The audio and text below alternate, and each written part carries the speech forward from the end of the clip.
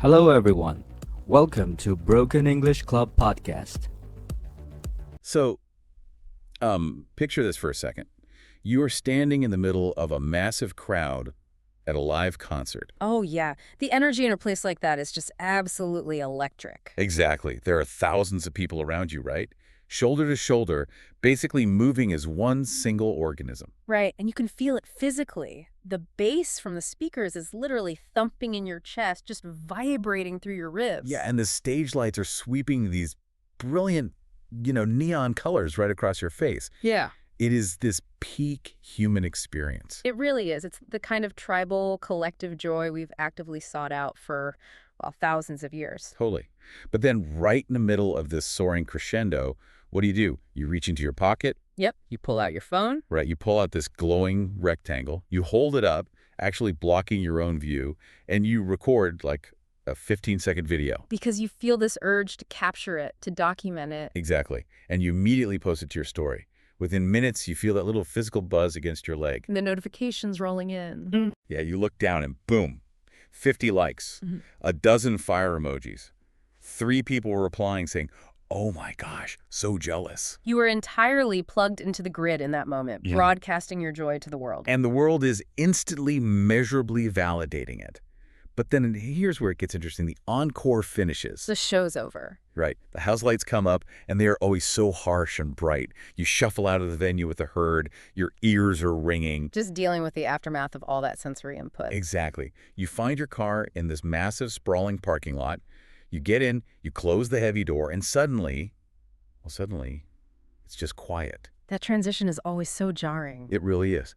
And as you sit there, hands gripping the steering wheel, the adrenaline kind of fading away, something really strange happens. Yeah, instead of feeling validated or connected or on top of the world, you feel this sudden, heavy emptiness. Yes, overwhelming emptiness. Just a profound, quiet isolation that kind of settles right into your chest. It's a sensation that, almost everyone has felt at some point, usually in those quiet moments right after a highly documented social high. But we rarely talk about it, right? No, we rarely even have the vocabulary to articulate it. Because, think about it, if an alien were to look at the data, the metrics of your evening, they would conclude that you just had a wildly successful social experience. Right. By every technological standard, you were hypersocial. Exactly. You transmitted data, the network received it, and the network responded with positive reinforcement. But your nervous system is sitting in that dark car telling you a completely different story. Your ancient biology knows something is missing. Which brings us right to the core of what we are unpacking today on this deep dive. Because we are living in a moment where we are technically more connected than at any other point in the entire history of the human race. Without question. We can transmit our faces, our thoughts, our daily routines across the globe in milliseconds. Yeah, we literally walk around with access to the inner lives of thousands of people right in our pockets. Yet, simultaneously, we're living through a heavily documented global epidemic of profound loneliness. It's a total paradox. Meh. We are absolutely drowning in digital voices, but we are starving for actual human contact. And the key to understanding this paradox, the real reason you feel empty in the car after getting 50 likes, is recognizing that the technology itself isn't the root of the crisis. Right. It's our assumption about the technology. Exactly. It's the assumption that the mechanism of connecting is the exact same thing as the psychological experience of belonging. Connection versus belonging. That distinction is so incredibly important for us to dive into today. It really is where the entire illusion falls apart. Because we tend to conflate the network with the community. Meaning, we think because we're on the network, we're in the community. Precisely. We think that because we are tethered to the network, we belong. But a network is just a conduit for transferring information. It's just pokes and wires, essentially. Right. But a community, a true human relationship, is an environment for transferring vulnerability and shared experience. Wow. Transferring vulnerability. That is a huge difference. It is the absolute baseline for mental well-being in the modern world. If you don't grasp how these platforms trick our brains into feeling temporarily socially satiated, you're in trouble. You end up just substituting basic survival for actual thriving. Yeah, you end up constantly eating, but slowly starving. Okay, let's unpack this starvation concept. Because the way we actually interact online day to day is fascinating when you really break it down. It is. We aren't usually writing long, thoughtful letters to each other anymore. No, not at all. We are dealing in what sociologists are starting to call digital snacks. Digital snacks. It's just the perfect way to visualize the daily friction of our online lives. So walk me through that. What does a digital snack look like in practice? Well, think about the sheer volume of micro interactions you engage in before noon. Oh, man. So many. Right, a double tap on a friend's vacation photo, a quick, haha reaction to a meme in a group chat, dropping a heart emoji on an anniversary post. Yeah, those are just constant throughout the day. Yeah. And these actions are engineered by incredibly brilliant people to be entirely frictionless. Meaning they don't take any effort at all. Exactly. They require almost zero cognitive load and absolutely no emotional risk. Right. And when you receive one of these frictionless interactions, what happens? Your brain registers the social signal. Yes. You get this tiny measurable spike of dopamine. Your brain basically says, someone acknowledges my existence. Which feels really good. It feels great for a fraction of a second, but a digital snack lacks the complex nutritional value required to actually sustain the human soul. I always think of it like this, and tell me if this tracks. If a real, vulnerable, face-to-face conversation is a hearty, home-cooked meal. Oh, I like this analogy. Right. A meal that takes hours to prepare, requires you to sit down, chew, digest, and actually share space with someone. Yes, that takes real effort and time. Well, if that's the meal, then scrolling through your feed and trading emojis is exactly like eating a giant family-sized bag of potato chips. That is painfully accurate. You sit there on your couch, you keep reaching into the bag, crunch after crunch, you've got the salt and fat hitting your tongue. And for a second, you really do feel full. The physical sensation of consuming is definitely happening. Exactly. But an hour later, the bag is totally empty, your energy crashes, you feel physically terrible, and you are, functionally speaking, still starving. Because you consumed thousands of empty calories, but your body extracted absolutely zero nutrients. And this nutritional deficit, Well, it has to directly impact how we build our social safety nets, doesn't it?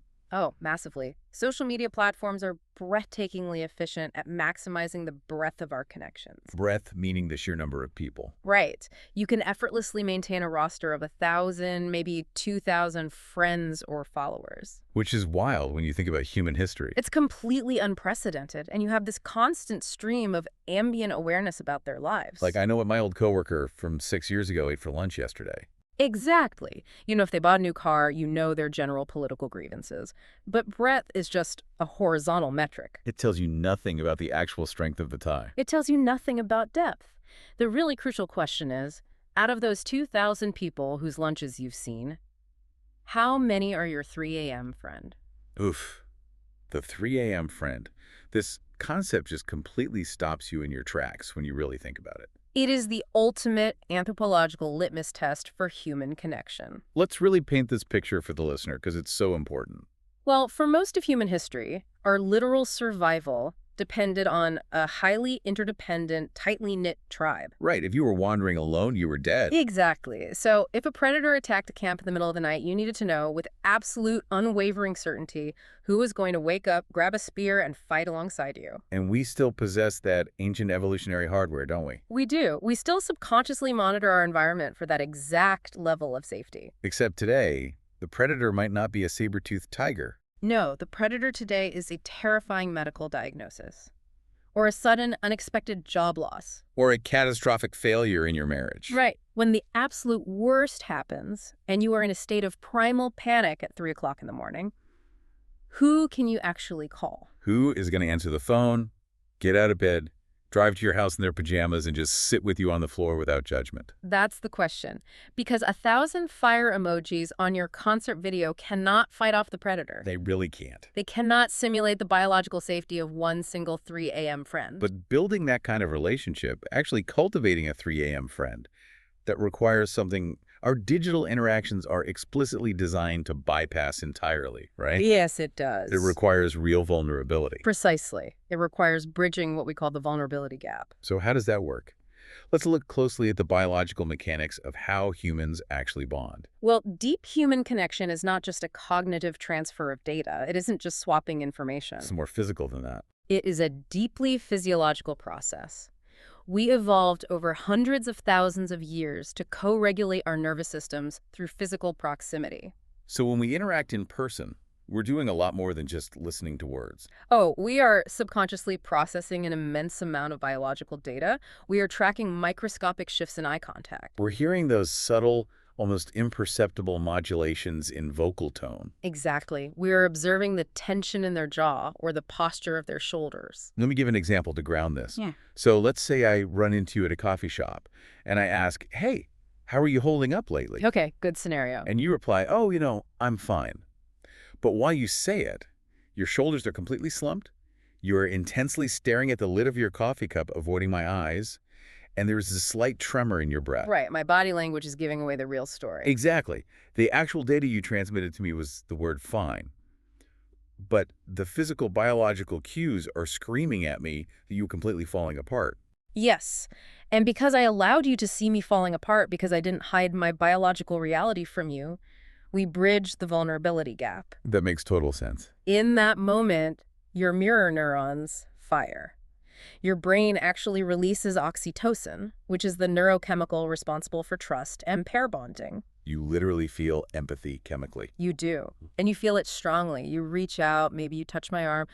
Our nervous systems literally synchronize. That right there, that's the nutritional meal we were talking about earlier. That is the meal. But now take that exact same scenario and put it in a text-based digital environment. Right, the typical group chat or text thread. All of those evolutionary cues are violently stripped away. I am having a terrible day. You text me, how are you holding up? What do you do? I type the letters F-I-N-E, and I attach a smiling cowboy emoji. And the vulnerability gap remains completely unbridged. I have absolutely no idea you're suffering. None. The platform only allows for the transmission of the curated data, not the physiological reality. The sources for this deep dive had a really brilliant visual metaphor for this, didn't they? They did.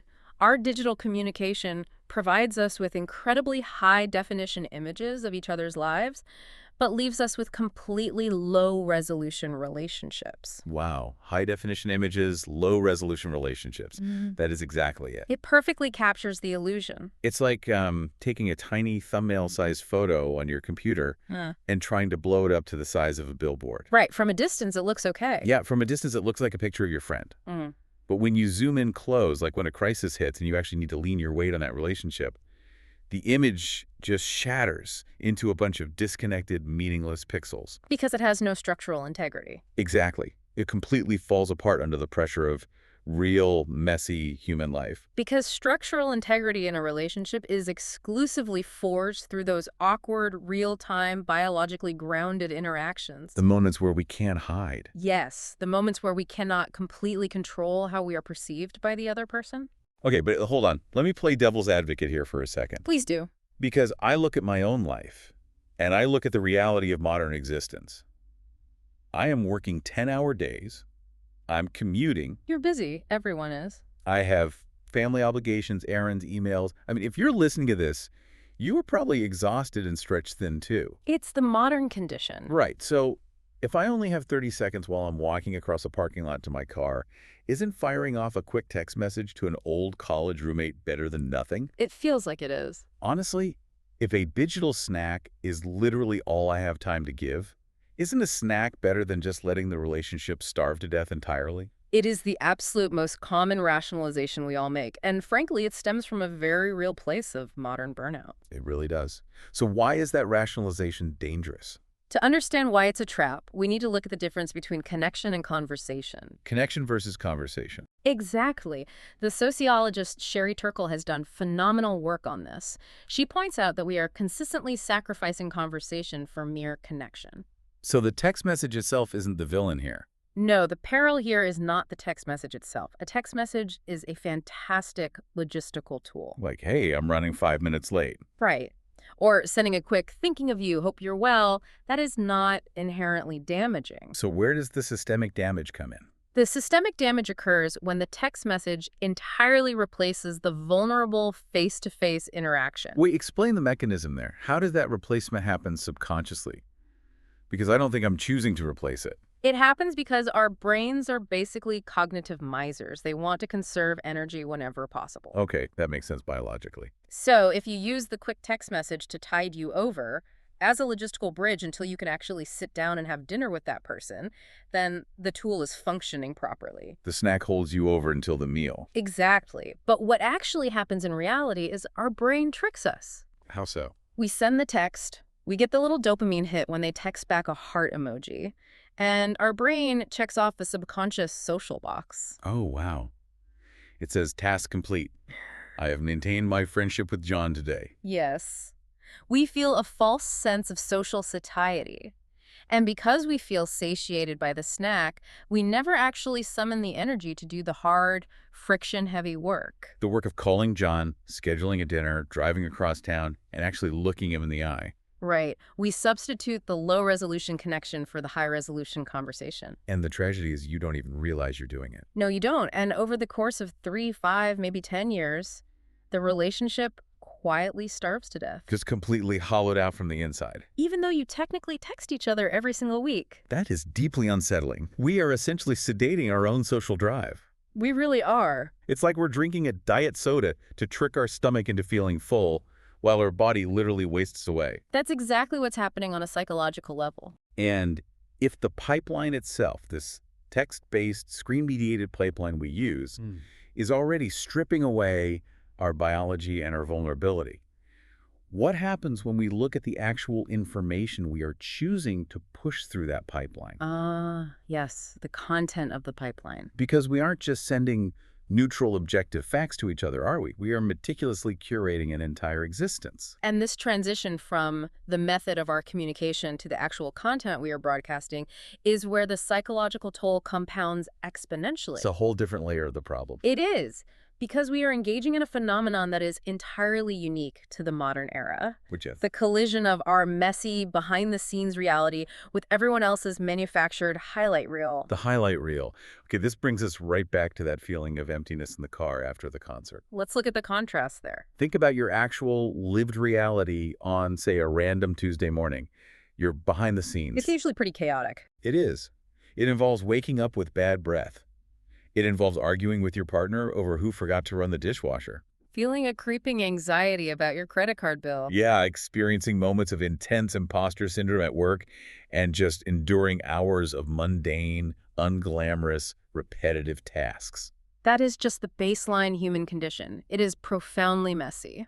But when you pull that glowing rectangle out of your pocket and open a feed, you are not seeing the Tuesday morning behind the scenes of your peers. Never. You are looking at a highly edited, heavily filtered, intensely curated highlight reel of their absolute best possible moments. You see the perfectly lit vacation photos from Santorini? You see the humble brag post about the new promotion. You see the aesthetically flawless latte art, the seemingly frictionless relationships. And psychologically, the human brain is just spectacularly bad at separating our internal messy reality from their external curated fiction. You can't tell the difference. Subconsciously, no. We automatically compare our everyday blooper reel to their Oscar-winning movie trailer. Which creates this crushing, perpetual performance anxiety. That's exactly the term for it. Social media has essentially taken the everyday, mundane experience of being alive and transformed it into a stage play where we are always on the clock. We are always performing. Going back to the person at the concert, they weren't just experiencing the music, right? They were acting as the director, the lighting technician, the cameraman, and the PR agent for their own life. All at the same time. We have developed this bizarre habit of constantly monitoring ourselves from a third-person perspective. Constantly asking, how is this moment going to look to my audience? And the real tragedy is the moment you start living for the like, you fundamentally disconnect from living in the present moment. You basically vacate your own body to manage your avatar. You do. And this brings us to one of the most devastating psychological paradoxes we face today.